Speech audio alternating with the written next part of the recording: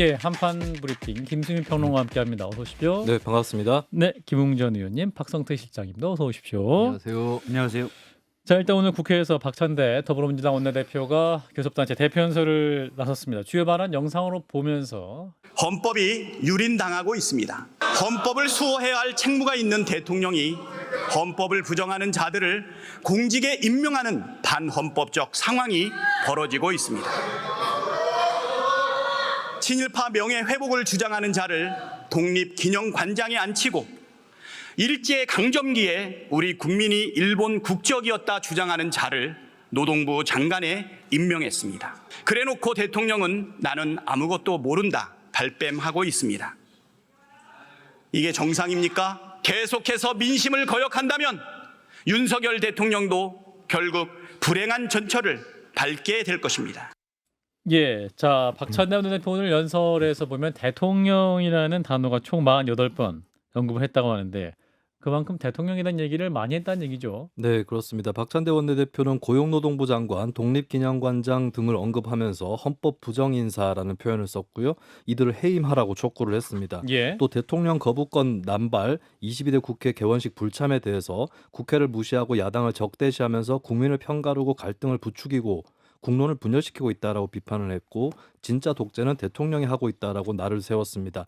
윤석열 정부의 대일 외교에 대해서도 이러다 독도마저 일본에 내주고 자위대가 한반도에 진주하지 않을까 우려가 커지고 있다고 비판을 했고요. 예. 한편 개헌의 필요성을 언급하기도 했습니다. 5.18 정신 헌법 전문 수록, 대통령 4년 중임제, 결선 투표제 도입 등을 제안했습니다. 예. 한편 대통령의 국회 개원식 불참에 대해서 정진석 비서실장이 내가 건의했다 이렇게 말을 했죠.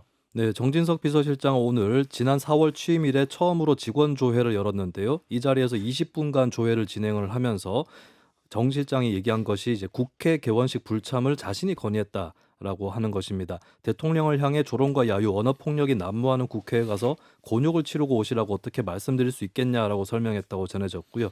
또 의장단과 야당 지도부가 상황을 방치한다면서 불만을 드러내기도 했다고 합니다. 예. 정 실장은 대통령실 직원들에게 정책 홍보 전사의 역할을 주문하기도 했는데요. 백병전까지 마다하지 말아야 한다라고 말한 것으로도 알려졌습니다. 백병전의 정확한 의미를 알려주시면.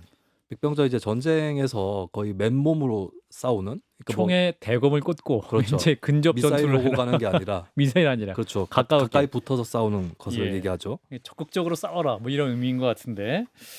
자, 일단 정진석 비서실장 대통령에게 국회 개원식 불참을 건의했다. 본인이 그 취임한 다음에 첫 번째 직원 조회를 열어가지고 왜 이렇게 조회라만 좀 오랜만에 들어보는데 정말일까요? 글쎄요. 얼마나 답답하면 조회. 조회까지. 조회는 되게 아침 체조하면 시작하잖아요. 국민 예 아무튼 그래가지고 아니 이게 지금 뭐 백병전까지 하자고 하는데 뭐 도대체 누구하고 뭐 때문에 싸우는지를 모르겠어요. 근데 홍보를 하기 위해서 백병전 하라고 하는데 홍보는 약간 그 의뢰 위치에서 좀 잘 좀 해달라 이렇게 말해야 되는 거 아니에요? 그러니까 지금 이제 이런 거죠. 그러니까 그만큼 절박한 거예요. 절박하다. 지금 제가 말씀드렸듯이 여러 가지 정책들이 이미 승부가 기울었거든요. 승부가 기울었고 뭘 어떻게 홍보를 해도 이제 국민이 안 듣습니다. 그럼 백병전을 할 게 아니고 다른 방법을 찾아야죠. 그 뭐 국민들이 뭐 대통령하고 지금 싸우자고 합니까? 언론이 대통령하고 싸우자고 했습니까? 싸우자고 한 사람 아무도 없어요. 근데 왜 자꾸 싸우려고 해요? 백병전을 왜 하냐? 그럼 그건 뭐냐면 일단 우리는 무조건 옳고 국민이 뭐라고 이야기를 해도 우리는 이대로 갈 거야라고 이야기를 하니까 이런 백병전이라는 이야기까지 나오는 거예요. 국민이 이해를 못했으면 그건 대통령실 잘못이죠. 무슨 백병전을 해요? 가서 구걸이라도 해야지 차라리. 구걸이라도 해야지. 근데 정진석 실장이 오선 의원 출신인데 이분은 경험 많이 하실 텐데 대통령 보고 가지 말라고 그랬다? 에이, 그건 저는 그건 말도 안 된다고 생각하고 거까지 얘기하셨어요. 거짓말? 거짓말이라고 생각해요. 거짓말이다. 아니 뭐 제가 정진석 실장님이 과거에 우리 비대위원장 냈었을 때도 그죠. 유일하게 제가 반대했고 그때 이제 극소수라는 별명이 그때 생긴 거고. 아, 우리 김홍 의원님이. 네. 공격을 많이 했죠. 왜냐하면 우리 당을 일종의 사당화시키는데 저는 가장 먼저 첫 번째 시발점이 됐던 게 정진석 전 의원이라고 생각하기 때문에 매우 심하게 공격을 했습니다. 근데 오늘 이 모습은 뭐냐? 대통령 대신 자기가 그냥 두드러 맞는 거예요. 비판을. 정진석 전 의원이 대통령 보고 설마 국회 가지 마십시오. 반대로 이야기를 했을 거예요. 이야기를 하셨으면. 가셔야 근데 된다. 대통령이 안 가시는데 이게 안 가면 대통령이 너무 협량해 보이잖아요. 그러니까 자기가 그냥 뒤집어 쓴 거죠. 이거는 비서실장으로서 저는 잘하고 있다고 좋은 봐요. 참모네요. 만약에 사실이라면. 근데 문제는 국민이 그걸 믿어주겠어요? 정진석 자, 실장이 가끔 예. 표현이 거칠긴 하지만 아. 정무적 감각이 있고 여야 내부 여권 내부의 갈등이나 야당과의 것도 가끔 역할을 하거든요. 좀 아. 잘 지내야 된다는 생각들이 강해요. 아하. 그런데 가지 말라고 했을 것 같진 않아요. 저도. 그러니까 거짓말이다 워딩상은 두 표. 거짓말이다 워딩은 두 표. 뭐라고 돼 있냐면 정확히 어떻게 가라고 하냐고 돼 있어요. 아. 그러니까 대통령이 안 가겠다는 걸 내가 어떻게 가라고 설득하냐로 저는 해석을 했어요. 아하. 물론 정확한 건 모르는데 워딩 자체는 일단 그게 그래요. 맞을 거예요. 그리고 그러니까 대통령에 대해서 협량하다 비난이 쏟아지니까 아하. 내가 가라고 건의를 못하는 상황이다. 뭐 그거는 국회가 그래서 라는 걸로 저도 이제 정진석 실장이 대신 가서 비난을 내가 내 잘못이다라고 받는 거라고 생각을 해요. 근데 일단 말 자체에서 문제가 있는 게 대통령을 향해 조롱과 야유, 언어 폭력이 난무하는 국회에서 어떻게 곤욕을 치르고 망신을 당하라고 하고 건의할 수 있느냐. 국정 책임자와 그다음에 견제 세력과 태평성대는 제가 볼 때 세종시대 이후에 없었어요. 동물국회 때도 다 갔습니다. 막 뭐 날라다니고 그럴 때도 갔어요. 근데 피켓팅 한다고 안 간다는 거는 상식적으로 말이 안 되죠. 제가 국정브리핑 다음에 얘기했던 대로 국민을 설득할 의지조차 안 보인다. 지금 그런 모습들이 나타나고 있는 것으로 보여요. 그리고 또 하나는 조회를 했잖아요. 조회. 대통령실이 네, 4월 비서실장이 7일에 처음으로 첫 직원 조회. 조회를 했죠. 조회를 하는 거는 갑자기 오늘 날씨 좋은데 조회는 한번 할까? 이게 아니죠. 뭔가 해야 될 필요성이 있으니까 하겠다고 보는 게 맞죠. 되게 군대에서 조회하거든요. 예. 군기자 군대 때는 그렇죠. 뭐 원래 정례적으로 하는 거면 정례적으로 한다. 옛날 교장 선생님이 그랬죠. 근데 비정규직으로 간만했다. 군기 잡을 필요성이 있다라는 거예요. 그럼 의료 대란, 의료 붕괴 문제에 있어서 용산 내부에서도 혹시 균열의 움직임이 있지 않아서 아하. 있어서 비서실장이 이 분위기를 다잡으려고 전의를 불태운 거 아닌가, 아하. 정신교육을 시킨 것 아닌가라는 생각이 듭니다. 아하. 근데 문제는 전의를 불태웠는데 이게 야당과의 전이면 뭐 그럴 수 있다고 생각을 해요. 늘 그래왔으니까. 근데 지금은 국민과의 전의를 불태우는 것 같아서 우려스럽습니다. 자, 김수진 평론 어떻게 보세요? 정진석 실장이 원래는 그렇게 말 안 했을 것이다. 두 번 네. 이렇게 예측을 했는데. 일단 언론 보도에 나온 발언에 따르면 이제 어떻게 가라고 할 수 있겠냐 이렇게 얘기한 건 맞기 때문에 내가 어떻게 하라고 해? 예, 그래서 이게 불참을 처음에 건의한 것이 맞을까 이런 의문은 드는 것이고 어떤 언론 보도에서는 내가 가지 마시라고 했다라는 말도 있었다는 보도는 있는데 근데 이것도 혹시 이런 것일 수도 있어요. 그러니까 처음부터 대통령이 이번에 가지 마십시오라고 얘기한 게 아니라 대통령과 가셔야 되는데요. 이렇게 대통령과 했다가 대화를 하는 도중에 나중에. 아 그러면 가지 마십시오. 아. 그러니까 선제적으로 제안한 것이 아니라 그냥 본인도 동의를 하겠다 아. 이런 맥락일 수도 있기 때문에 그럼 가지 마세요. 그래서 이런 이렇게 식의. 선제적으로 과연 가지 말라고 했던 것일까 여기에 대한 의문이 있을 수밖에 없고 더구나 정 실장이 다선 국회의원이고 의회주의적인 성향이 강할 것이다라고 생각을 해본다면 예. 예, 이것은 이제 선제적으로 제안한 것은 아니지 않을까 이런 의구심은 남을 수밖에 없을 것 같습니다. 예. 자, 그리고 박찬대 원내대표 연설 그 교섭단체 대표 연설을 할 때 되게 보면 상대당 연설할 때 왜 이렇게 막 그 지방에서 말이 많아? 그 지방이라는 게 아니라 객석에서 이렇게 말이 많아요. 원래부터 좀 이렇게 좀 궁금해. 그 만약에 100명이면 몇 명이 그런 말씀하시는 거예요?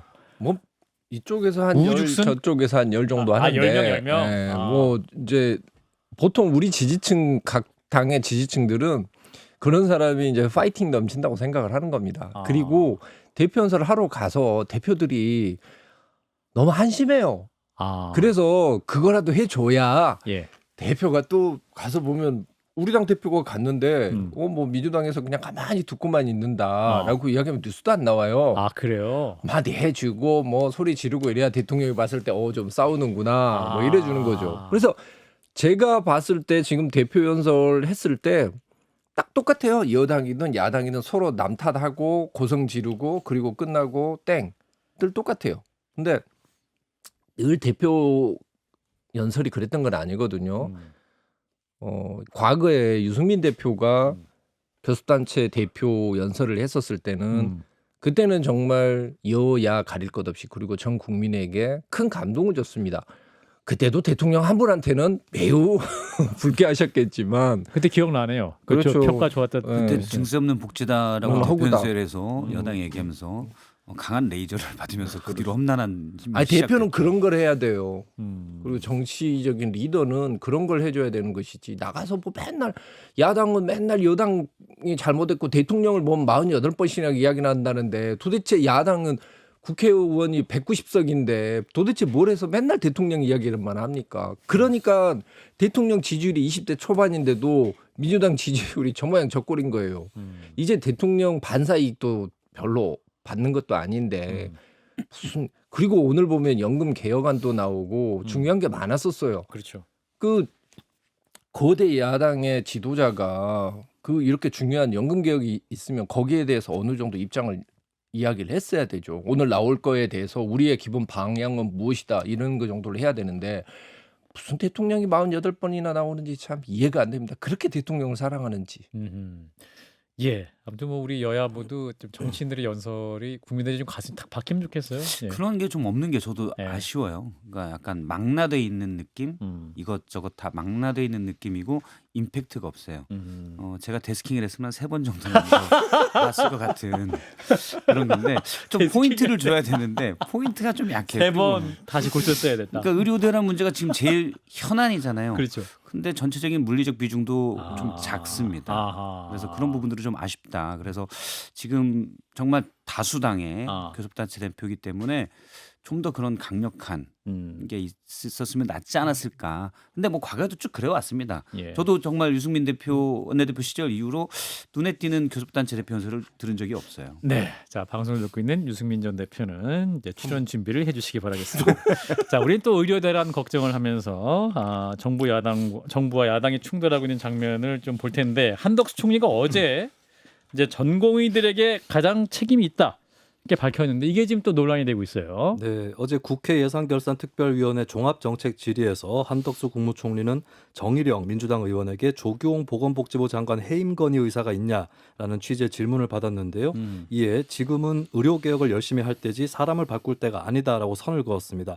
그러면서 중증 환자와 난치병 환자를 떠나버린 전공의가 제일 먼저 잘못한 행동을 했다라고 덧붙였는데요. 예. 여기에 정 의원이 정부가 이를 망쳐놓고 국민 탓을 하고 있다라고 비판하자 한덕수 총리는 국민을 위해 일할 것이니 의원님이 많이 도와달라. 정부의 힘만으로 되는 것이 아니라고 호소했습니다. 예, 이런 이제 한 총리의 발언에 대해서 이재명 대표가 또 반박을 했죠. 네, 민주당 이재명 대표는 오늘 페이스북에 글을 올려 의료 대란이 의사 탓이라니 그렇다면 민생 파탄은 국민 탓이고 경제 위기는 기업 탓인가라고 반문했습니다. 또 다른 게시물에선 응급실 뺑뺑이로 골든타임을 놓쳤다는 보도를 공유하면서 정부의 진지한 대화와 신속한 결단이 필요하다라고 강조했고요. 또 오늘 서울 고려대학교 안암병원을 찾아서 의료 현장을 점검하고 약식 기자회견으로 입장도 발표하는 일정을 잡았습니다. 예, 자 이런 가운데 이제 신규 응급 환자를 받지 않기로 한 병원들 이름이 계속 나오고 있습니다. 야간 운영 중단도 검토하는 병원도 있고. 네, 서울 양천구 이대 목동병원은 오늘을 시작으로 해서 매주 수요일 오후 5시부터 다음날 오전 8시 30분까지 신규 환자는 받지 않기로 했습니다. 경기도 남부에서 권역응급센터 역할을 하고 있는 아주대병원 응급실도 오전 7시부터 목요일 오전 7시부터 다음날 오전 7시까지는 심정지 환자, 즉 초중증 환자만 받기로 하고 있고요. 예. 강원대병원, 세종 충남대병원, 건국대 충주병원 등 지역 응급의료센터들은 인력 부족으로 인해서 이미 야간이나 주말에 응급실 운영을 중단한 상황입니다. 예. 서울 서남부 상급 종합병원인 여의도 성모병원도 추석 연휴 기간 야간 운영 중단을 검토하고 있는 것으로 알려졌습니다. 아니, 병원들은 자꾸 이렇게 중단 운영을 발표하고 있는데 왜 정부는 정상적이고 어렵지만 할만하다 이런 상황으로 얘기를 하는지 국민들 지금 무슨 어떻게 받아들일지 모르겠네요. 자, 이 의료 대란 관련한 책임 공방 일단 어떻게 보시는지 김웅 의원님. 아니 전공의가 잘못했다라고 발언을 하셨는데 한덕수 총리가. 네, 전공의가 잘못한 게 뭐냐? 전공의는 그냥 나 전문의 안 될 거야라고 이야기한 거죠. 그리고 보통 전공의를 뭐라고 부르냐면 의노라고 부릅니다. 의노. 의사 노예. 아. 예. 근데 노예가 나 더 이상 노예짓 안 할 거야. 기분 나빠서라고 이야기를 해놓는데 뭐 예를 들면 로마 제국이나 아테네가 노예들이 일을 안 해서 망한 거 아니거든요. 구조적인 원인이 있어서 망한 건데 이것도 똑같잖아요. 뭐 대통령 한 분의 고집 때문에 결국 저는 이렇게 됐다고 봐요. 근데 그걸 가지고 그건 맞죠. 응급실이식 만들어가는 것은 전공의가 없어서예요.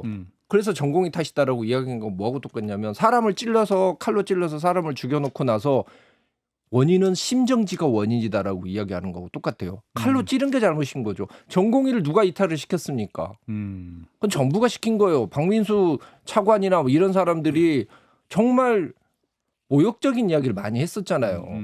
그래놓고 나서 지금 와서 그럼 전공의 이탈이 원인이면 그걸 누가 시켰냐 이거죠. 그전에는 이탈을 안 했던 전공의가. 처음에 정부가 당연히 이렇게 가면 개업이들만 파업할 거라고 생각을 한 거예요. 근데 느닷없이 생각지도 못한 전공의들이 들고 일어나 버리니까 거기에 대해서 아무런 대책이 없었던 거죠. 그러니까 처음부터 계획을 잘못 잡았고 예상을 잘못했으면 원상으로 돌아가야 됩니다. 한덕수 국무총리 그 발언은 두 가지 점에서 아주 잘못됐다고 생각하는데요. 첫 번째는 기본적인 인식의 문제입니다. 그러니까 정부가 의대 증원을 엄청나게 늘리는 걸 했을 때 가장 직접적인 이해관계자는 의사들이고 의대생이고 전공의들입니다. 의사들이죠. 이 이해관계자들이 정부의 정책에 직접적인 타격이든 어떤 영향을 받게 되잖아요. 본인들의 의사표시를 할 수 있는 게 법의 테두리 안에서 이해관계에 따라서 자신들의 어떤 저항이든 뭔가 목소리를 낼 수 있는 거예요. 근데 지금 전공의를 탓하는 거는 마치 전공의들이 의사들이 그냥 완전 선입 뭐 자선단체, 봉사단체 당신들은 그냥 일해야 돼 라는 인식에서 출발하는 겁니다. 정부가 뭘 하든 당신들은 일해야 돼 라는 건데 이거는 전체주의적 발상이에요. 국가가 무조건 우선이다. 개인이 의사는 개인입니다. 물론 의사들이 정부 증원에도 불구하고 정부가 과격한 증원을 했음에도 불구하고 남아있다면 사실 뭐 국민들 입장에서는 좋겠죠. 예. 저도 좋다고 생각해요. 근데 그걸 강요할 수는 없는 거예요. 예. 의사들도 다 삶을 꾸리고 개인적 욕망도 있고 그런 겁니다. 근데 이런 식의 문제인식을 가지고 있다면 기본적으로 해결도 안 되고 잘못된 판단인 거죠. 당연히 정부가 시키면 너희들은 해야 돼. 이건 개인보다 국가가 우선적인 거고 이거는 전두환 초기 때나 가능했던 발상이에요. 당시에는 개인이 저항을 하면 어떻게 했어요? 총칼로 잡아갔잖아요. 지금 그런 방식으로 국정 운영을 하고 있는 겁니다. 그러니까 안 되는 거고요. 두 번째로 또 잘못된 게 뭐냐면 지금 남아있는 의사들도 정말 그 혼신의 힘을 다해서 남아있는데 예. 또는 전공의들이 정말 저 환자들이 지금 목숨이 경각에 달리는 환자들이 많기 때문에 그런 부담을 갖고 있는 분도 있을 텐데 총리의 이런 발언은 문제를 훨씬 더 어렵게 만듭니다. 해결하는데 아무런 도움이 안 돼요. 정무적 감각이나 전략적 판단이 전혀 없는 거예요. 그래서 사실 이런 면을 감안하면 앞으로 총리한테 뭐 물어보지 않았으면 좋겠습니다. 문제만 더 어렵게 만들어요. 질의는 해야죠. 야당 입장에서는. 자, 근데 이제 이게 전공의는 전문의 과정까지 한 4년 정도 어떤 저금 임금을 받고 병원에서 일하는 그런 의사들인데 이런 분들이 다 빠졌기 때문에 이제 종합병원이 상급병원들이 운영에 어려움을 겪고 있는 이런 상황 아니겠습니까? 자, 그래서 이제 정부가 경증 환자가 응급실 몰리지 않으면 좋겠다. 그래서 좀 급하지 않은 분들은 응급실 덜 가시고 상급병원 덜 가면 좋겠다. 이렇게 지금 말을 하고 있고 이게 국민들이 납득할까요? 이게 치료를 가장 빨리 받고 싶고 가장 질 좋은 서비스를 받고 싶은 게 다 인지상정인데 양보하라고 이게 말하는 뉘앙스의 메시지 아닌가요? 이거는? 그럼 저는 이게 제정신이 아닌 거예요. 이건 제정신이 아닌 어떻게 게 봐야 됩니까 이게? 아니 당장 자기들부터 시작해서 자기 어머니가 밤 깎다가 손을 깊게 베어서 막 피가 철철 나요. 그러든지 아니면은 화장실에서 넘어져서 머리에 찢어졌어요. 예. 이런 일이 일어났었을 때 뭐가 어떻게 됐는지 알 수가 없잖아요. 그렇죠. 꼬매기만 하는 게 아니고 머리 안이 다쳤을 수도 있는 거잖아요. 그렇죠. 그래서 응급실로 갔고 우리나라는 과거에 그런 문제가 생겼을 때 응급실에서 다 해결을 해줬어요. 과거에는 그렇게 해결을 해줬는데 그게 좋은 것이고 국민들이 그래서 만족을 했는데 그 좋은 것을 왜 지금 포기하라고 합니까? 그리고 박민수 차관이 뭐라 하냐면 내가 어이가 없는 게 전화로 문의해서 어디가 다쳤다 어쩌다 이렇게 이야기하는 사람들은 경증 환자래요.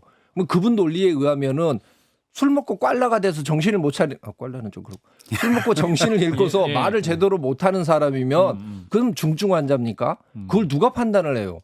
그런 걸 가지고 지금 국민들한테 과거에 잘 돌아가던 것을 지금 와서 니네가 양보해 우리가 맞으니까 이대로 가야 돼 개혁을 위해서 니네가 희생을 해 개혁이 뭡니까? 국민이 살기 좋아져야지 개혁이지. 아니 이제는 네가 봤었을 때 막 어디 머리 다치고 이래도 남을 위해서 니는 집에서 그냥 아까진기 바르고 참어. 이게 개혁입니까? 말이 안 되는 소리를 하고 있는 거예요. 지금. 경증 중증 여부를 환자법 판단하라는 얘기잖아요. 그러니까 환자가 오늘 박민수 차관이 인터뷰에서 한 네. 얘기인데 한 인터뷰에서 한 말인데 환자가 경증 중증을 제대로 판단하기 어려운 건 맞다 이해한다. 근데 중증이라 함은 마비가 됐거나 스스로 대처할 수 없는 사람이 중증이다. 아, 아니 그러면 난 마비 아닌데 경증에 딱 커져서 위태롭게 된 사람들 책임질 수 있습니까? 저는 보건복지부 차관이 이런 얘기를 한다는 것 자체가 이해가 안 되고요. 그리고 본인 부담률을 추석 연휴 기간에 90%로 올리잖아요. 예. 그럼 어떻게 되겠어요? 돈 있는 사람들은 그렇죠. 무시하고 가고 부담되는 사람들은 못 가는 겁니다. 증세에 따른 게 아니라 돈에 따라서 응급실을 이용할 수 있게 되는 거예요.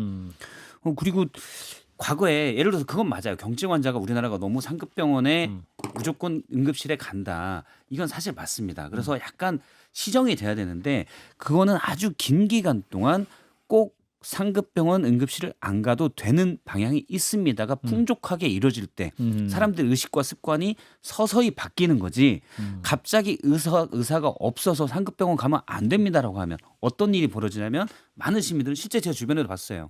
뭔가 조금만 위험이 있어도 응급실 자리 못 잡을 수 있겠는데 더 가게 됩니다. 아. 마음은 더 급해져요. 그래서 제가 늘 얘기하지만 모든 악마와 천사는 다 디테일에 있거든요. 근데 이 정부는 디테일이 1도 없어요. 0과 1의 이진법뿐입니다. 하냐 마냐. 그러니까 실패하는 거예요. 그걸 종합적으로 얘기하면 무능이라고 하는 겁니다. 역대급 무능이에요. 역대급 무능이 됐죠. 김수민 평론가 어떻게 보십니까? 어떤 총리의 발언, 뭐 또 정부의 대책이 실효성이 있는가 여러 가지 비판이 나옵니다만. 일단 총리 발언부터 보면 일단 음. 정부 입장에서는 음. 당연히 정부보다 전공의들이 더 책임이 있다라고 생각을 하겠죠. 그렇게 생각하니까 지금까지 해온 거니까. 예. 근데 중요한 거는 좀 표현 수사 이런 부분이었던 것 같아요. 예를 들면 책임을 좀 전가하는 듯한 화법은 이제 제3자 국민들이 봤을 때는 오히려 그쪽의 책임을 부각시키는 역효과를 일으킬 텐데 예를 들어서 우리도 돌아오시게 하고 싶어서 뭐 선처를 해준다거나 각종 지원책들을 강구를 했다 뭐 이렇게 표현을 했다면 좀 그런 비판은 덜 듣지 않았을까 예, 그런 생각이 듭니다. 예, 수사적 표현에 있어서 그런 부분이 좀 아쉬움이 남는다. 뭐 이런 말씀이었던 것 같아요. 예. 놓고 때리는 또 다룰 이슈가 좀 많아서 일단 브리핑 여기서 마무리하겠습니다. 김수민 평론가였습니다. 고맙습니다. 네, 감사합니다.